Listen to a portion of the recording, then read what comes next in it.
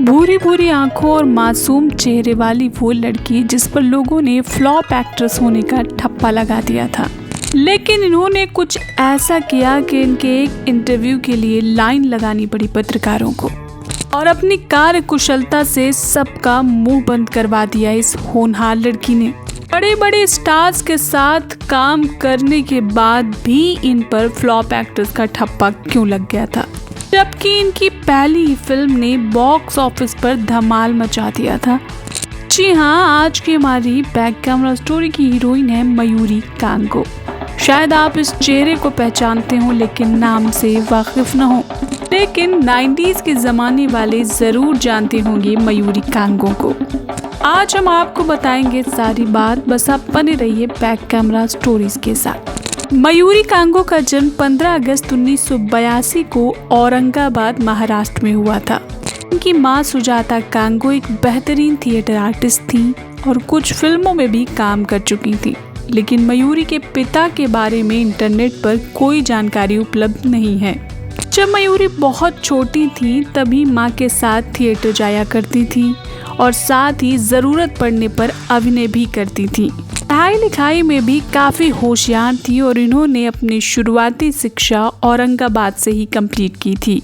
12वीं क्लास में ही थी मयूरी की पहली फिल्म का ऑफर मिल गया था, क्योंकि माँ के संबंध फिल्म इंडस्ट्री से थे और वो थिएटर ग्रुप में रहती थी, तो तमाम इस इंडस्ट्री से जुड़े लोग वहाँ आया जाया करते थे। ही एक बड़े डायरेक्टर की नज़र मयूरी पर पड़ी, तब मयूरी अपनी पढ़ाई पर फोकस करना चाहती थी, लेकिन फिर इनकी माँ ने इन्हें खूब समझाया और जीवन में तालमेल बिठाने की सीख दी। तथा मयूरी को भी लगा कि फिल्म कर लेनी चाहिए। साल था 1995 और फिल्म का नाम था नसीम। एक आर्ट फिल्म थी और उसमें लीड रोल मयूरी का था। खुशकिस्मती से मयूरी की पहली ही फिल्म को नेशनल अवार्ड भी मिल गया।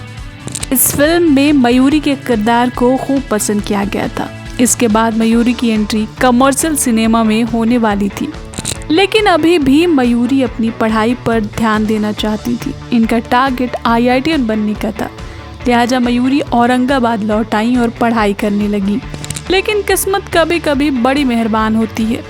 अवसर इनकी चौखट तक आ गया, वो भी महेश भट्ट साहब की तरफ से, जो कि अपनी फिल्म पापा कहते हैं में मयूरी को कास्ट करना चाहते थे। बेशक ही मयूरी के लिए ये काफ़ी कसमकस भरा समय रहा होगा। ऑफर इतना बड़ा था कि मयूरी से इनकार करते नहीं बना और इन्होंने हाँ कर दी।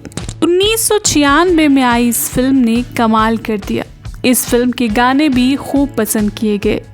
इस फिल्म में मयूरी की तरह ही मासूम दिखने वाले जुगल हंसराज इनके अपोजिट नजर आए थे। इन दोनों की जोड़ी ने सबका दिल जीत लिया था। इस सफलता के बाद मयूरी के पास कई ऑफर्स थे, कई फिल्में थीं। इसी बीच इनका IIT कानपुर में सिलेक्शन भी हो गया था, लेकिन फिल्मों के मोह में IITian बनने का सपना पीछे छोड़ना पड़ा मयूरी को। नया नया मामला था और मयूरी और इनकी माँ को लगने लगा था कि सब कुछ सेट हो गया है, लेकिन जिंदगी हमारे प्लान के हिसाब से कहाँ चलती है। अगले ही साल मयूरी बेताबी फिल्म में नजर आई, जिसमें इनके अपोजिट अरशद वारसी थे।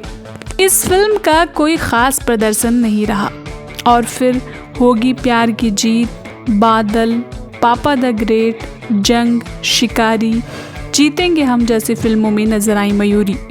लेकिन बात नहीं बन रही थी। कभी आइटम नंबर तो कभी साइड एक्ट्रेस का रोल मिला इन्हें। इसका एक कारण ये भी था कि मयूरी को सिर्फ एक्टिंग आती थी और ये फिल्म इंडस्ट्री की पॉलिटिक्स से बिल्कुल अनजान थी। लीड से साइड रोल और फिर कैमियो तक सिमट गया मयूरी का सफ़र। इसके बाद इन्होंने टीवी का रुख किया। नरगिस, थोड़ा गम थोड़ी खुशी, किटी पार्टी, करिश्मा, कहीं किसी रोज जैसे सीरियल्स में नजर आई मयूरी। काम मिल रहा था, लेकिन जिस उम्मीद और उत्साह के साथ वो इस सपनों की दुनिया में आई थी वो धूमिल होने लगा था। नाउम्मीदी की किरण दिखाई देने लगी थी। इन सब के बाद मयूरी ने फिल्मी दुनिया से दूरी बनाने का फैसला कर लिया और 28 दिसंबर 2003 को NRI आदित्य ढिल्लों से शादी रचा ली। शादी के बाद अमेरिका चली गई मयूरी और आगे की पढ़ाई फिर से शुरू कर दी। इससे पहले इन्होंने फिल्मों में काम करने के दौरान ही अपना ग्रेजुएशन कंप्लीट कर लिया था। मार्केटिंग एंड फाइनेंस में MBA कंप्लीट करने के बाद एसोसिएट मीडिया मैनेजर के रूप में काम करने लगी मयूरी।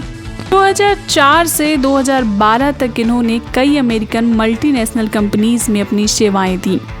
इसी बीच 2011 में इन्होंने बेटे कियान को भी जन्म दिया। जिंदगी के कई साल अमेरिका में गुजारने के बाद 2016 में मयूरी वापस अपने वतन लौट आई, लेकिन काम करना नहीं छोड़ा।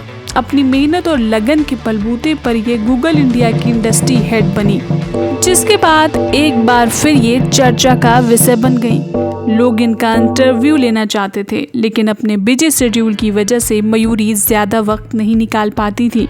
शायद इसी वजह से बहुत ही कम लोग उन तक पहुंच पाए। एक दरवाजा बंद होने पर दूसरा, दूसरा बंद होने पर तीसरा और तीसरे के बाद चौथा खुलता जाता है। ये प्रक्रिया अनवरत चलती रहती है, लेकिन इसके लिए इंसान का दृढ़ प्रतिज्ञ होना बहुत ज़रूरी होता है। जिस मयूरी कांगो को फ्लॉप एक्ट्रेस समझकर इग्नोर कर दिया गया था, उसने अपनी मार्केटिंग स्ट्रैटेजी से सबको हैरान कर दिया। एक्टिंग ना सही, लेकिन अपनी मार्केटिंग की वजह से मयूरी लाखों में कमाई कर रही हैं। भले ही जीवन चुनौतीपूर्ण है, लेकिन मयूरी एक खुशहाल जिंदगी गुजार रही हैं।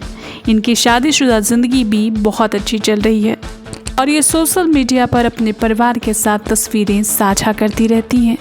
आज के लिए बस इतना ही। ऐसी ही इंटरेस्टिंग और मोटिवेशनल स्टोरीज सुनने और जानने के लिए जुड़े रहिए बैकग्राउंड स्टोरीज के साथ। Bye, love you.